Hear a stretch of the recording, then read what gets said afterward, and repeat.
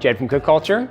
So as part of our sauces and dips and spreads series, something that we don't keep at home is ketchup.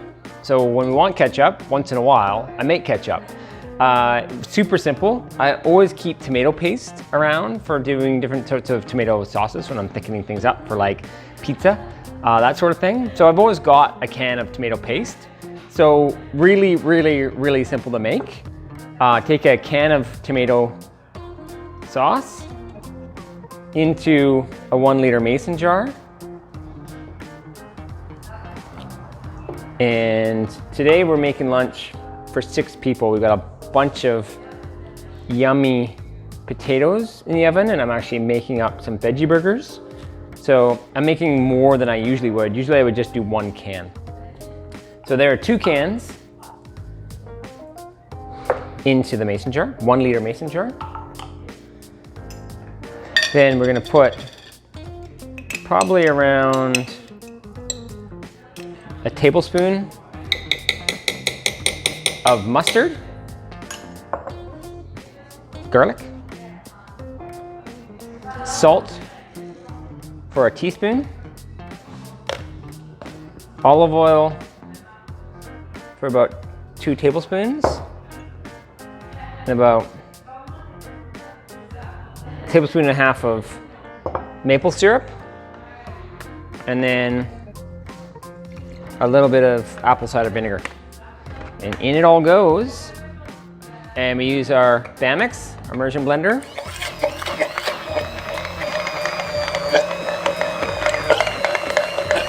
So this is a very simple recipe.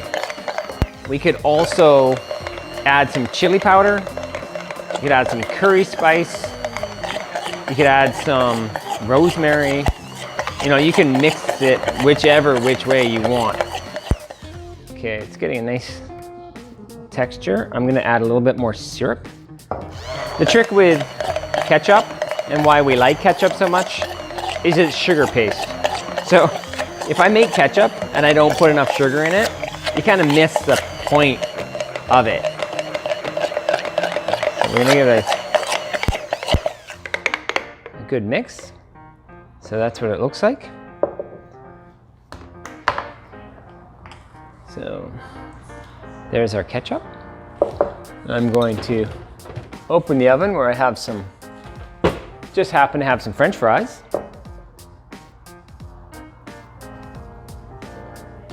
And I'm going to give it a try. It's good. More salt. So put in another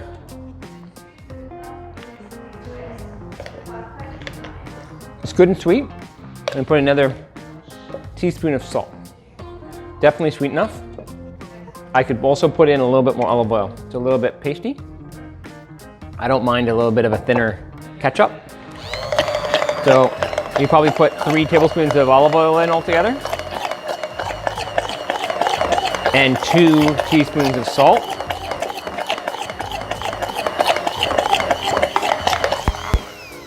And I'm gonna throw in a tiny bit more.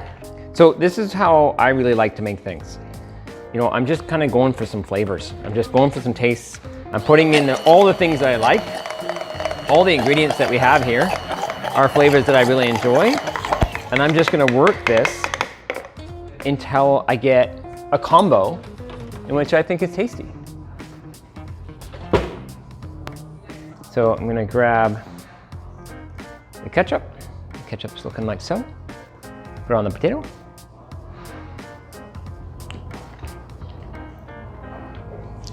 Yeah, that tastes like ketchup. So there we go. Nice combo of mustard, salt, olive oil, maple syrup, and apple cider vinegar, and tomato paste. And it's a nice thick tomato sauce that will store in the fridge for several weeks. You know, and you can even use this for the basis of doing a really quick, like chop a bunch of veggies and use that as a really quick tomato sauce. Just thin that out a little bit in a pan fry some veg, put that on top of a pasta, and that's fast food. So it's a pretty handy thing to have around. So I hope that's been helpful. Enjoy.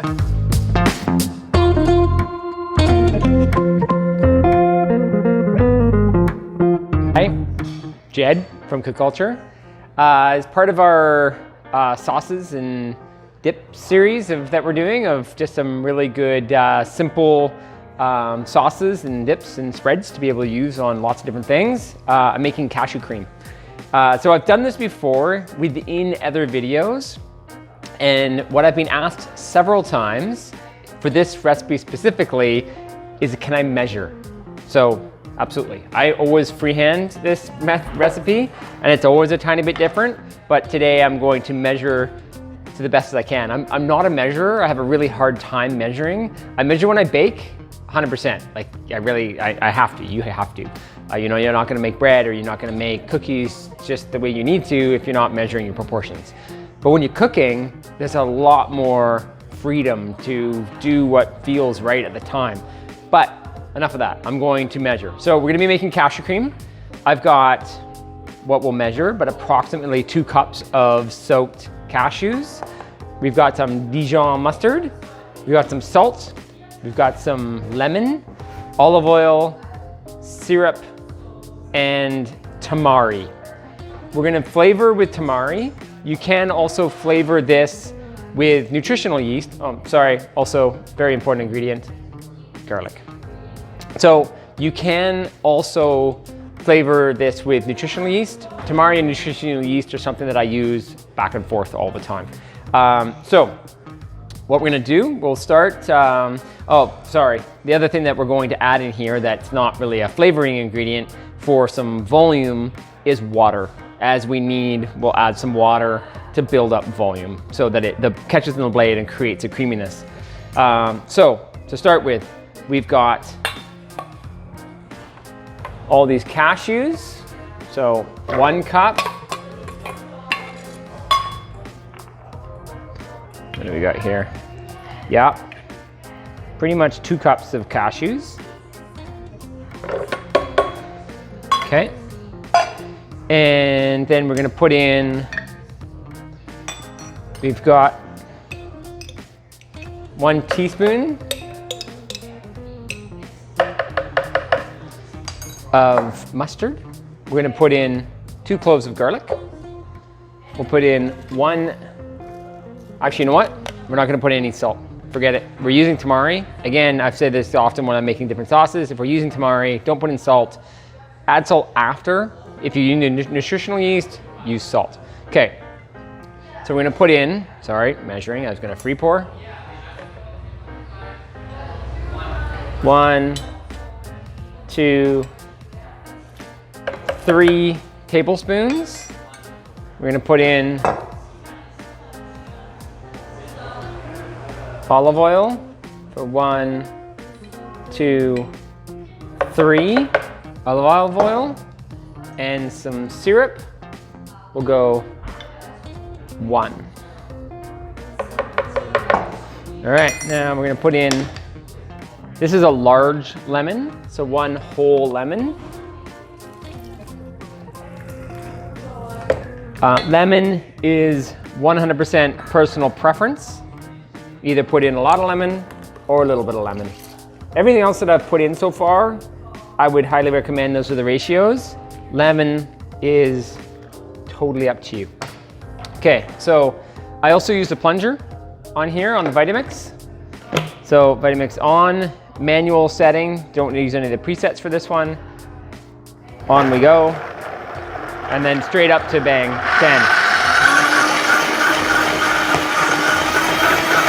And it doesn't look like we're gonna need to add any extra water in here because that lemon was quite large. It's doing its job. So if the lemon wasn't so big or you weren't adding lemon, I would make sure that you definitely put in a bit of water.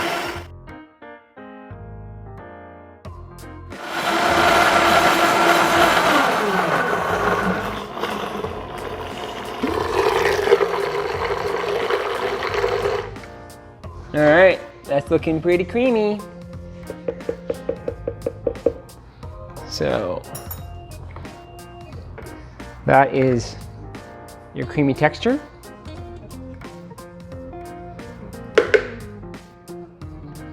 I'm tasting it, and that's pretty insane. Incredibly fatty, very umami. And I will let our camera girl have a try. And she's very happy about that, big smile. So that's great. So that is your cashew cream ready to go. That would then go into some sort of a container into the fridge, and you can use that on endless amount of things. Today we're gonna be making veggie burgers, and I use this as a spread on a veggie burger. So I hope that works for you, and I hope those measurements work out for you. Again, from that, like I hate really giving those exact measurements, because if you want a little bit more olive oil in there to give it more body, then great. If you want a little bit more syrup, go for it, right? Like it's not gonna change anything. The 2 cups of cashews are what's giving you all of that thickness and that body. If you want a little bit more Dijon or not so much lemon, or you're gonna use nutritional yeast instead of Tamari, you're gonna add some salt, right? You're just gonna play around with it until you're like, yeah, well, that's really good. What I do highly recommend is document as you go. When you make it, journal it, write it down, be like, oh, that was great. And then be like, oh yeah, I nailed it, but what did I actually do, right? That's how I ended up remembering different things, is that you just make notes of things over time and then get to a point where like, yeah, that's really good. And then you just stick to pretty close to that recipe. So good luck, enjoy.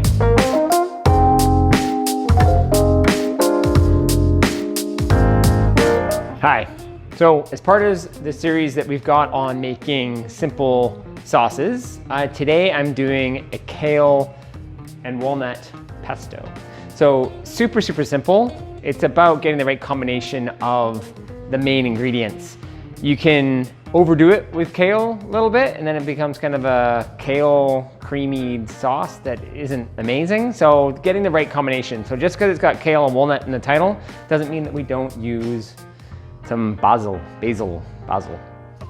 Never sure if it's basil or basil. But anyways, what we end up doing here is using a 1 liter mason jar with a large mouth. I find this works really well for doing this specifically with an emulsion blender. If we use a Vitamix, it can work, but it sometimes just kind of creates a bit of a paste at the bottom. These two work beautifully well for doing this job. So I'm gonna plug that guy in. And this is one of my classic recipes that I don't love to measure. I like to really go by flavor. So I get a bag of pesto basil from the grocery store, and it ends up probably being 2 cups when it's all done. So I de-stem the basil and toss that all in there. And so you've got about 2 cups of basil, however you want to pronounce it. I put in 2, maybe 2, like that's one half, that's 2 cloves of garlic. I'm gonna put in 1 teaspoon of salt.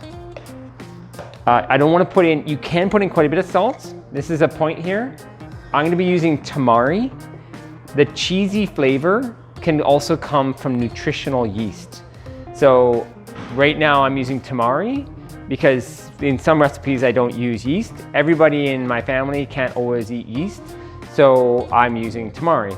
So I'm gonna put in about a tablespoon, maybe a tablespoon and a half of Tamari. Then I'm gonna put in a handful of walnuts. And then, oh, sorry, very important ingredient, 1 lemon.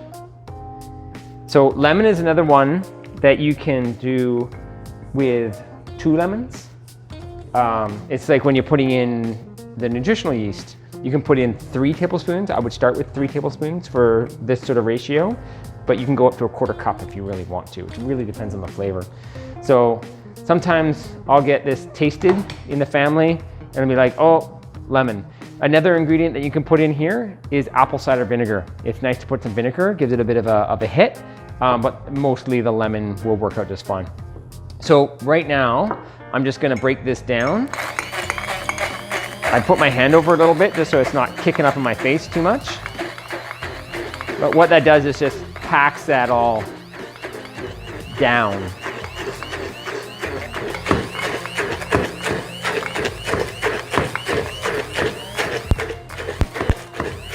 All right, so all I've done is just packed it down. It's still very, very, very rough, but I've made some room. I'm gonna grab my kale zipper. I've zipped some. I'm gonna just zip a little bit more.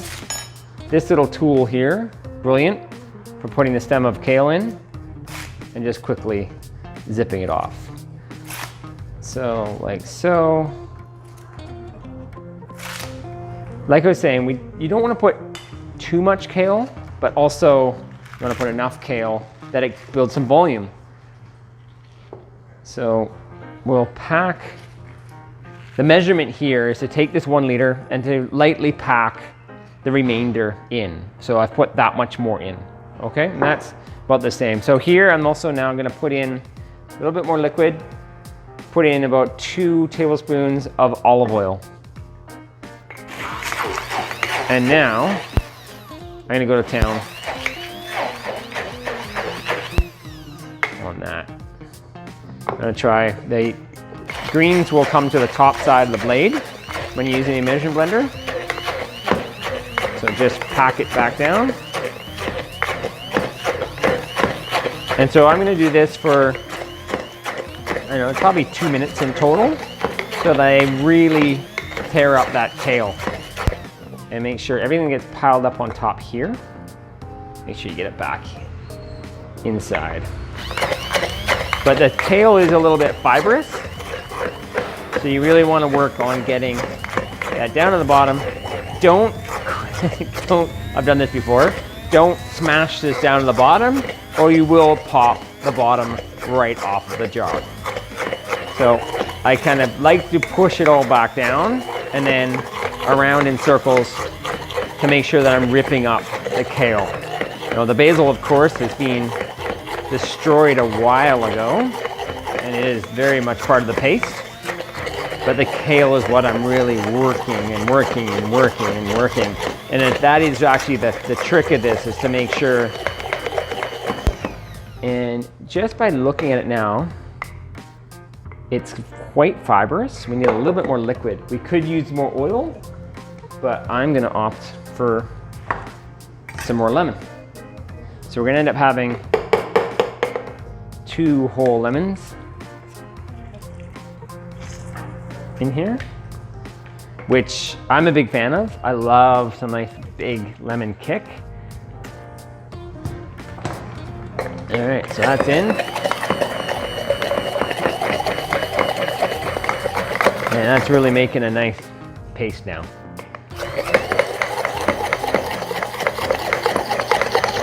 So round, round, round, round, round.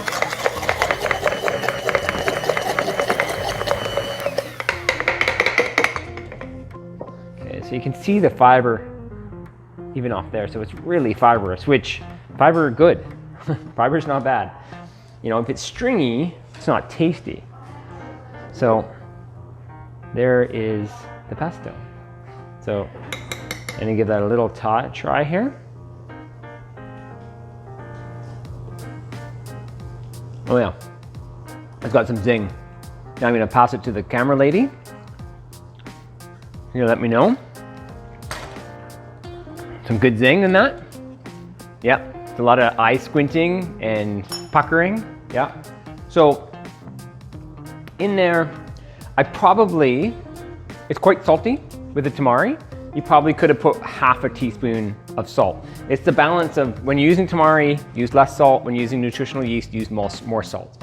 But what I'm gonna also do in there is put in a little bit more garlic, and just to round that out a little bit with a little bit of a deeper flavor.